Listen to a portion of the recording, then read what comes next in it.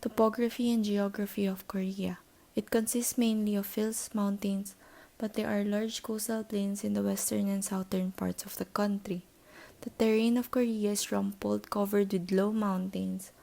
Most rocks are of Precambrian origin, although isolated pockets of Paleozoic, Mesozoic, and Cenozoic rock can also be found.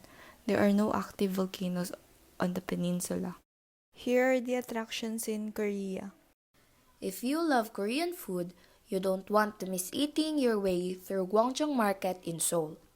It is one of the ultimate places to experience traditional Korean street food and culture all under one delicious roof. In this Gwangjong Market blog, I'm going to share with you all about one of the most mouth-watering Korean food experiences to have in Seoul. Gwangjong Market, first established in 1905. Gwangjong Market is known to be the oldest continually functioning market in all of South Korea. And it's one of the places that has not only withstood the test of time, but it passed through many generations. And I would imagine that it looks virtually the same as it did 50 years ago. Although Gwangjong Market has been written about in everywhere from Lonely Planet to Munchies, what I also like so much about it is that the market still remains authentic and retains its Korean culture heritage, styles, and charm. This place in Seoul where you find both tourists and Koreans, all enjoying the same delicious food. There are a couple sections of market, and when you're walking around, you'll come across stalls selling clothes, fresh vegetables, and some random other market goods.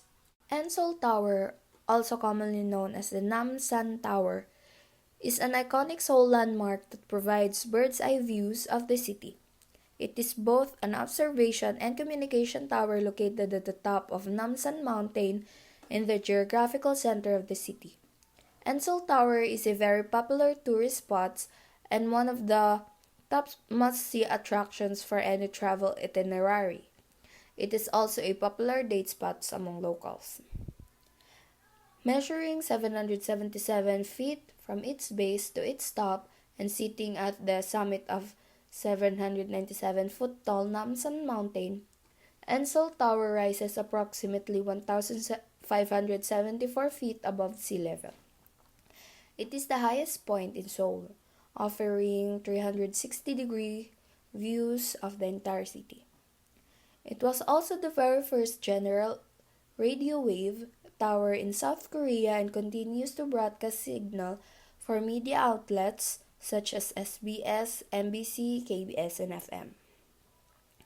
On top of being a landmark that you can visit, Seoul Tower is beautiful to look at from afar, especially at night.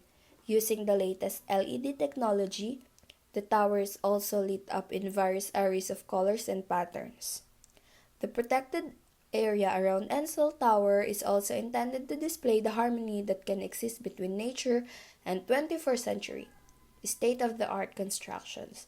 General car traffic is restricted in order to keep Namsan Mountain clean and green. The Blue House. The Blue House is Korea's version of the White House. It's the official residence of the Korean president, as well as the location of his and related executive office of state. The Blue House isn't really a single building. It's an entire campus of buildings, all built in the traditional Korean style and all featuring the distinctive blue tile roofs where it gets its name. National Museum of Korea. This must-see attraction in Seoul showcases the incredible history and artwork of Korea and Korean people. The museum, one of the largest in Asia, is in the city's Yongsan district. It focuses on archaeology, history, and art, includes a vast collection of works and objects. Lot World Tower. One of the newest attractions in Seoul is the Lot World Tower skyscraper. It's 500 meters above the ground and one of the world's tallest currently 5 buildings. There are several indoor and outdoor observation areas called Seoul Sky. Views are spectacular both during the day and at night, and you can see 360 degrees around the city. Bukchon Hanok Village. Traditionally dressed Korean girls at Bukchon Hanok Village, and also for a taste of Korean traditional culture and architecture, head over to the Bukchon Hanok Village. This preserved area of several ancient neighborhoods gives you a feel for what it was like to live in Korea 600 years ago. It's right in central Seoul, in the area between the Gyeongbokgung Palace and the Changdeokgung Palace.